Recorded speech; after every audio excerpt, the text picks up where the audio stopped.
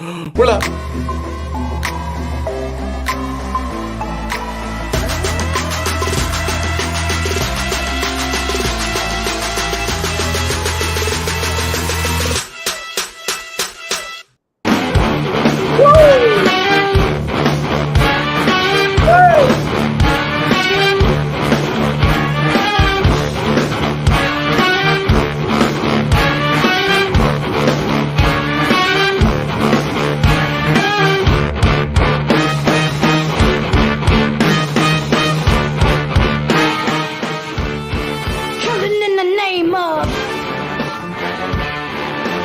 Michael, how you doing? Welcome to the 180 Way Show. How's everybody doing? It's Christmas time in Hollis, Queens. Welcome to the show, Michael. How you doing? December great, Jack. 1st, 2022. We're on the record. We're in. We're live. We're here. We made it. We made it to another show. Congratulations. It's our last show of the year. Oh, look at that. I didn't see the lights you added. Oh, see, that was a late edition. We got the lights, the hat. We're all good. Merry Christmas, happy holidays, happy Hanukkah, happy Kwanzaa, happy New Year. Everybody, whatever you're celebrating, have a great, great holiday season. Be safe. It's our last show of the year. Michael, you want to tell people who you are?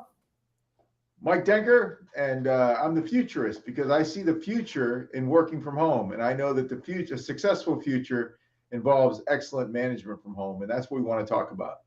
Amen.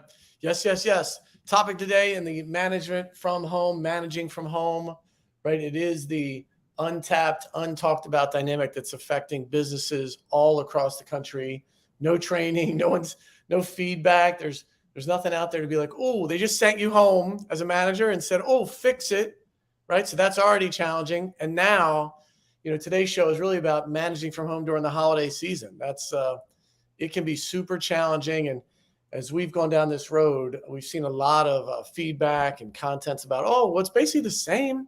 If you're going to manage from home, it's the same as when you're in the office. And I could not disagree more. Particularly during the holiday season. So that's what we will jump into today. And before we jump into the show, I want to thank our sponsor, i.help. I'm so fortunate for them to sponsor the show this year. If you're unaware, i.help aggregates all of your online stuff into one web page, for lack of a better term, one spot. You have everything you do, all the stuff you have as a company, your web conferencing stuff, all of your online scheduling, if you want to automate that and allow folks to fill your calendar.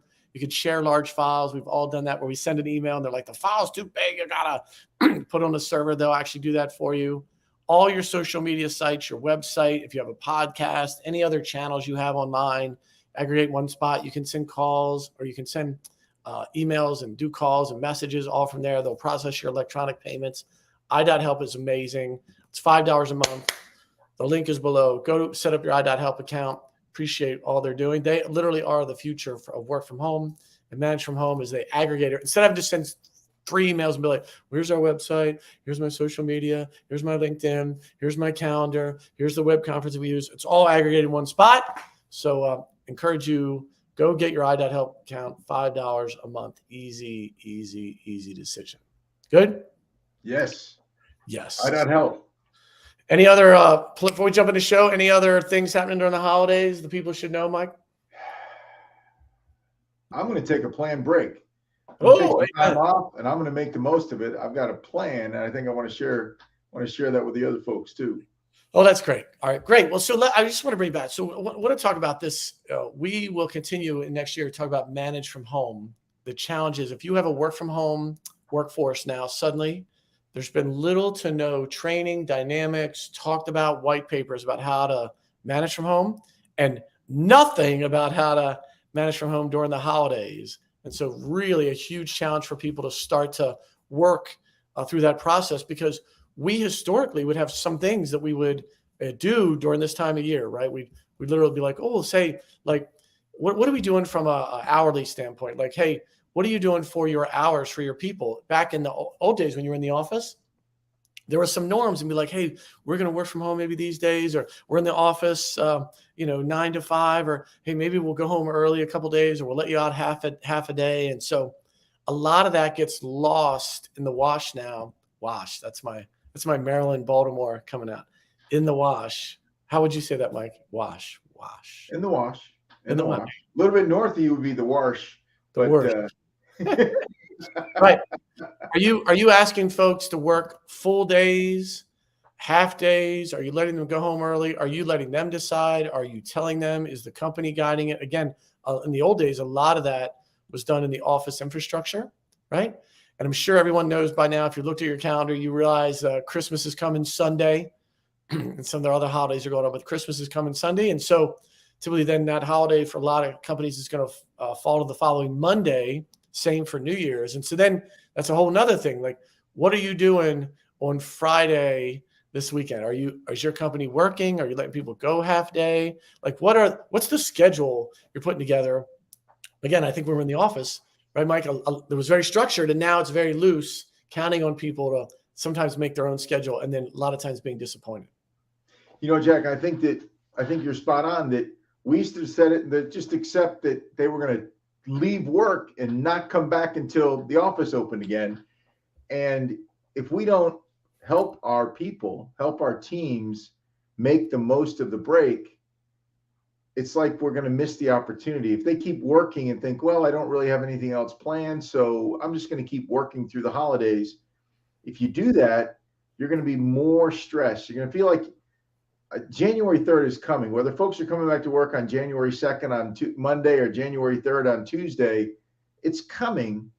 And we're either going to be more refreshed or we're going to be more stressed out. And so we've literally got about 2 days as leaders to say, hey, here's what I want you to do. I want you guys to check in. I want you to make a plan for your break. I want you to be on purpose. And I don't want work to bleed into your break. I want to give you the get out of work free card, right? I want to make sure that, listen, unplug, detox, whatever you need to do, but step away from work and take a break and then help them maybe define it. Yeah, and I think what happens to people, what a lot of people do, totally subliminally, of goodwill, of good intention, they do oh, well, here's what I'm doing. Everybody's probably doing that. You know what? I'm going to take off Monday and Tuesday. So I'm going to work all day Friday and Monday. And so I cannot urge you enough in the work from home environment to over communicate with your people, because that's where it goes sideways. Some people, believe it or not, if you're married and your family had a dynamic of what you did during the holidays, right, had a dynamic, then your spouse's family had a completely different dynamic, right? You know that very, very well. And the same thing happens now in the work from home process of like you just over communicating, hey, here's what we are going to do. Here's the norm. Maybe there's some flexibility, take off Monday or take off Friday or take off 3 days, or, we're going to do half days or we're going to end early these days. Like over communicating, because I promise you, when you assume everyone's going to do it like you, that's where all these unintended choppy conversations happen. And it's frustrating for everyone involved, both the manager, the company, and the employee. Super challenging. I know last week we talked about being very intentional with your meetings and don't have accidental meetings with accidental attendees, right? Make sure that it's an intentional meeting that couldn't be replaced by an email, and also that the people in the room are the ones that should be there, that are going to have some input or effect. And as a result of that, I think we could have a meeting with our team today, tomorrow. If you're not working on Friday, today, tomorrow, right? And have that meeting and maybe just start out saying, hey, anybody got big plans for the break? And then hopefully somebody does. But if they don't, say, listen, let's take a couple minutes and talk about just a few guidelines, maybe a few things that might help you be more purposeful, right? More proactive, right? With this break. Yeah. No doubt. Look, I was trying to add that on the fly. I'm not good at creating the banner, so I'll keep my directing skills will keep going. But that's a great lead-in, because that was the next thing I had up, was like, hey, not only did you have the schedule for the holidays, but I think a lot of companies had some kind of company holiday party this time of year, some event, some chance for all your coworkers to kind of gather and informally get to know each other and . And so that's a real struggle now in the work from home, manage from home. But I'll share it in the feed. There's a bunch of articles out there. There's one I found. There's a lot of ways to do this virtually. Just want to encourage you not to just skip that. And so there's a lot of things you can do. There's all kind of would you have a virtual bingo, a virtual secret Santa, could decorate your home offices together online, premiere a movie, like share a movie and everyone could watch it together.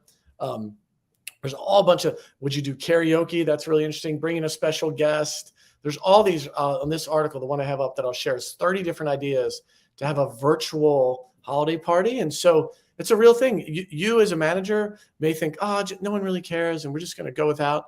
But, a lot of times folks love that type of stuff. It creates your culture. It reinforces, it's bonding. And so just want to encourage you to make sure you just don't step over that, because we're all at home. You're like, no one wants something, and I'll just wish them a happy holiday, and we'll send them 10 candy canes to their house.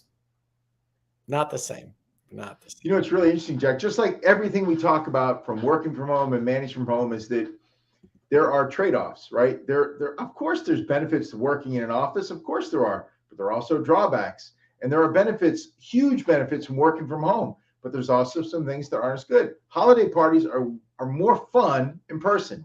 However, if you said to your HR director, hey, what do you love about holiday parties? They might say nothing, because the risks and liability involved with during and after the holiday party, the things that go sideways, the HR events that take place around holiday parties, maybe don't show up at all in your virtual event. Right? You're with the one you love. You're in the house. You're at home. Right? And so a lot of those things that are curveballs and snags associated with the beautiful holiday parties in person, they don't exist in working from home. Yeah, you can't. You only parties from home, right? Yeah, if you're a fool on your own, you just turn off the camera and call it a day, right? Some people just make sure you turn off the camera. Some people, CNN, you've had some people not turn the camera off, right? And then there's those things, right? There's the schedule and the days off and the half days, and then there's the holiday party, the part of it. There's the kind of the companies does some outreach. What would that be? What are you doing to maybe help the community? Sometimes companies get involved in that. And then it's not the last piece. The third piece involved in that is this kind of like, Mike started to mention this 2023 planning exercise. Sometimes that gets lost, and then all of a sudden it's January 20th, and you're not engaged in it. And again, in person, it's more forceful. And so this part is really what we're going to spend the rest of the show on, is really talking about what are you doing to lay out your 2023, right? Being intentional about it. We started this year off with a bunch of goal setting exercises. If you want to go back and watch those, we won't repeat them early next year, but what is your planning for 2023? How does that work? What are your goals? Take into account, my staff sometimes like, are we taking all the real world stuff? Yes, all the real world stuff. The fact that you're working at home, it's going good, it's not going well. You know what I mean? Like all the different things, take all those into account and lay out a realistic plan for 2023. That's such a big part of this break. I love acronyms. I always make them up, but this one doesn't make a word, but it is DSD. I think DSD, as we think about next week and next year, is a really cool concept. Do something different. Oh, amen. Nobody is, everybody says I can do better next year than I did this year. I was reminded of Seth Godin. He has the whole room raise their hand as high as they can. And then he says, raise it a little higher, and everybody does. And so even if you had a great 2022, that's probably because you had a great plan working before you started the year. And so most people that have success plan their success. Yes. And so we want to inspire you, challenge you to make a plan for 2023. But we also want you to start 2023 fired up and ready to go. And that's why we want to maybe introduce or maybe reinforce this concept of proactive breaks, right? That we want to be proactive breaks that generate proactive recovery. We want to set ourselves up that we take this time away from working, right? And set it aside and plan for recovering, resting, right? So don't just say, oh, I'm just going to hang out in my pajamas all day today with no other purpose. Well, you're likely to come back less happy and less energized on January 3rd or in January than a person that planned some social time, planned to see some people, planned to work on their personal plan, right? When you're on purpose, you feel good about it. When you're accidental, you feel like you're living accidentally. Well, by the way, what's happening right here with this little green drink on the lower left? What's happening? Oh man, Angel made one of those for me yesterday. That's got some kiwi in it. That's got some protein powder, and it definitely tastes healthy. Sugar Mike would not sign up for that, but there's enough in there to go, it's better than medicine. Oh, like that's not a good. I'm not even gonna. Don't even let Angel watch this. It's better than medicine is not a good. Is a very low bar. So okay, great, right. So I think really the takeaway is being intentional about your schedule and also making sure that you're recharging. And probably opposite of what you hear a lot of. Oh, go rest and watch. Go binge watch some shows and da da da. And the reality is, just like most things, just like the title of the show, the truth is doing it 180 degrees different than what you really hear about how to refresh and recharge, which is go to sleep, binge watch TV, sit around, eat a lot of big meals. All those typically leave you worse off than, doing some healthy things, eating this green gunk right here. I wouldn't suggest that, green gunk. But, just encourage you to be intentional about your break so that you go into next year feeling at your best from a physical standpoint. Amen. Almost everybody I know, Jack, has I wish I had more time to blank. Yeah. Right. And so listen, in the next week, carve out some time to do your blank. Right. But you got to carve it out. You can't just wish time. You got to make time.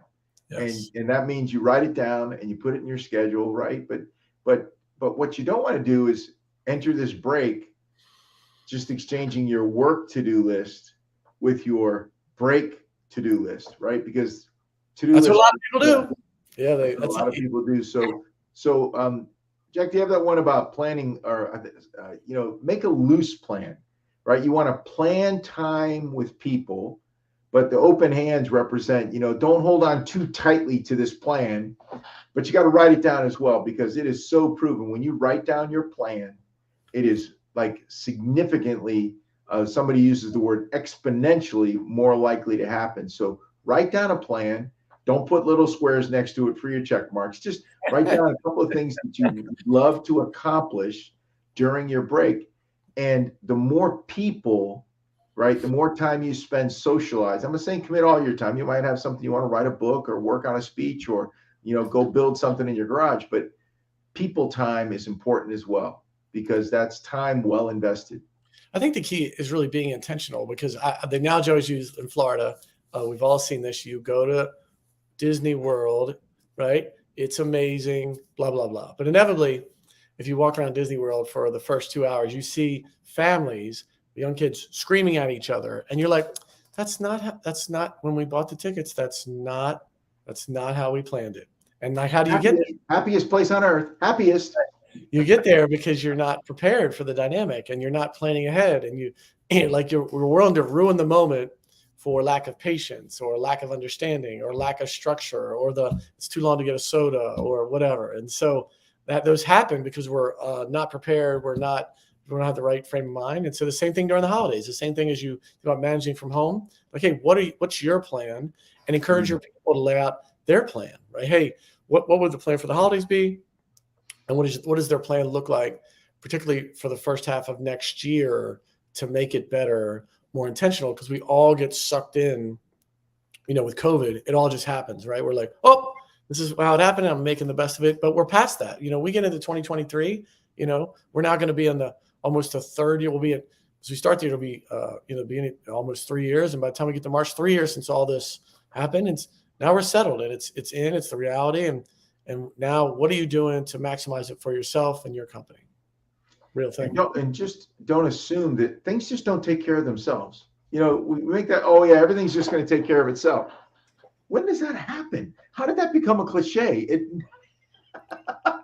Most cliches have an inkling of truth in them, but things just take care of themselves. Things rust, things rot, things die. That's what happens in my backyard when I let things take care of themselves. Plants die, furniture rusts. Like it doesn't work.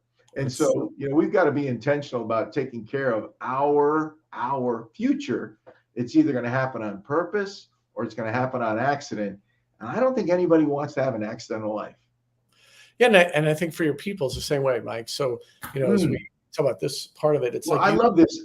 Somebody sent me a video the other day, and I thought, wow, he broke this down so wonderfully. He go said, ahead. listen, Yeah. you want to learn, you want to become better at something, or you want to learn a new skill, be specific, bottom left-hand corner, about what it is you want to accomplish or become. What's the better you? And then write it down. Make sure it is written. That makes it more effective. Then read, listen, and watch. We used to say read books on that. Well, now we have the opportunity to listen to books, read books, and watch YouTube videos all day long about whatever. And so when the Beatles had to do 10,000 hours to become expert, musicians, they did not have YouTube. They probably could have done it in like 10 weekends if they would have had YouTube to get them up to speed. And then learn from proven experts. I think that's so important. That just popped off the video to me when he said, listen, don't go on YouTube and find people that say they've done it. Find people that have done it, right? Find people that have been in the trenches. Find people that have run into the brick walls that you're facing. How did they get over, through, or around them? And so you want to learn from proven experts, not pseudo or self-claimed experts. And then, of course, the thing that very few of us do, which is practice, practice, practice. You want to be a writer? Write. You want to be a YouTube star? Make videos, right? You want to become a better gardener? You have to get in the dirt. And so whatever it is, you've got to practice or engage with this person, this thing, this identity that you want to become. Yeah. And I think that's where we, as we, really looked at creating this management from home and building the process, reading so much about it, we a lot of people have great ideas, as an entrepreneur, and you think about it, but the magic is actually operationalizing it and the practice part, right? A lot of people have great ideas. Like, I thought about that. And you're like, you know what? I don't even believe in the NDA. When you're in the entrepreneur world, it's like, well, sign my NDA and sign my NDA. And you're like, whatever. It doesn't matter, right? Because a lot of people have great ideas. It's, can you operationalize it? Are you actually out there doing it and learning from it? And that's the part that very few people, that's one of the big differentiators. Like, go out and actually do it, making it happen, learning, right? Don't repeat the same mistake twice. That's where the rubber really hits the road, particularly now that we've done this COVID, work from home, management from home. So we tried a lot of things, went through a lot of stuff, reverted to some bad habits, and so, it's a critical time for this management from home, work from home dynamic for a vast majority of companies, because we're either going to make it work, productivity is going to return to normal, profitability is going to return to normal, or we're still going to have this 70 to 80% acceptance of what we used to be the metrics and the profitability and the revenue. And I promise you, if that sticks, then all this will get wiped out, and we will all be back sitting in coach, i.e. sitting in your office, commuting, and wasting all that time and energy. And so that's really what we're trying to prevent, is to get folks to be better, companies be more efficient in this new work from home and particularly manage from home process. It's funny, Jack. If you were working in the office, let's flashback 2018, and you're working in the office and you realize you've got a really big project that's going to require some really deep thought, and you're going to have to spend some serious thinking time to get it done. And I say, Jack, it's due Friday. What's the first thing you're going to think of? I'm going home. Right. I'm in the office. Nobody thinks the office 9 to 5 is the place to get thoughtful work done. We want thoughtful work, and we think going back to the office is going to get thoughtful work. Why? Because my manager can see me now. I'm a better employee now because my manager can see me. I'm sorry, if you need officer presence to make sure that you work hard, you are not a good employee. But if you've hired good employees, manager, or I said officer, like you're, the chain gang, but presence is not necessary for good outcomes. As a matter of fact, we've known a long, long time that 9 to 5 in an office is not where good, thoughtful work is done. Since we created things like an offsite, we know that the CEOs get up at 4 a.m. now so they can get to the office while nobody else is around. They go to the office, but they're not really at work like we talk about. They're in an office with no other humans around. I have that. I'm sitting in that right now. I didn't have It's to so commute to that, right? it's such a good point to say when companies really want to lay out like their next annual budget or the plan, they literally always do an offsite, right? If there's when something big comes up, whether it's an HR issue or corporate planning or a division, creating a new division, they all, like you said, they all do an offsite because they're like, oh, being around the office and being around all the people, we can't get it done. We interrupted all the time. There's too many other priorities, can't focus, distracted. It's so true. That's such a true thing. Jason Fried wrote a piece on working from home. It says why work doesn't get done at work. It's just so great because we're kidding ourselves, right? You always remember, you romanticize the past. Remember back in 19 when we did thoughtful work, we only had good meetings and we got so much done 9 to 5 that I could go home happy and cheerful every day. Like, that's a myth. And there is work from home mythology that, I used to think at work, like, shatter that. You know what I mean? That's got to go because the work is to work from home. And Jack, you're muted from home. No, work from home mythology. Is that what you just said? So good. Create that one. It's great because we're here to shatter the myths because there is such great work to be done at home. There's such an opportunity to generate more productivity. There's trade-offs. Of course there's trade-offs, but the trade-offs aren't for worse. The trade-offs are actually just cause that we need to adapt and adjust a little bit to be more effective working from home than we would ever be working from the office. Yeah. Yeah. So I just want to kind of recap. So listen, we manage from home is a challenge, and manage from home during the holidays, doubly challenging for a lot of reasons, both your own personal stuff and the personal stuff that's added to all of your people, right? And so just in 3 areas, we want you to be super intentional. Just make sure you clarify the schedule, right? And make sure whatever that is over the next 2 weeks, what is that for your people? What are you expecting of them? When should they work? When should they not? Be very intentional. You don't want to get sideways with some of your people because your norm is different from their norm. And I promise you, everyone does the holidays a little different. And so just over communicate about it so that everyone's locked in, and whatever flexibility or lack of flexibility you have, totally cool. Just make sure you communicate, right? Then make sure whatever you're going to do, what are you going to do anything socially? Maybe some of you've already done this, but just don't ignore it. Are you going to do something socially with your group? Does the company normally do something? Is that internal? Is it external? Would you do a volunteer activity? Would you get involved in the community? Like, what is it? So don't miss that chance of, some bonding and connection and culture building. Please don't do that.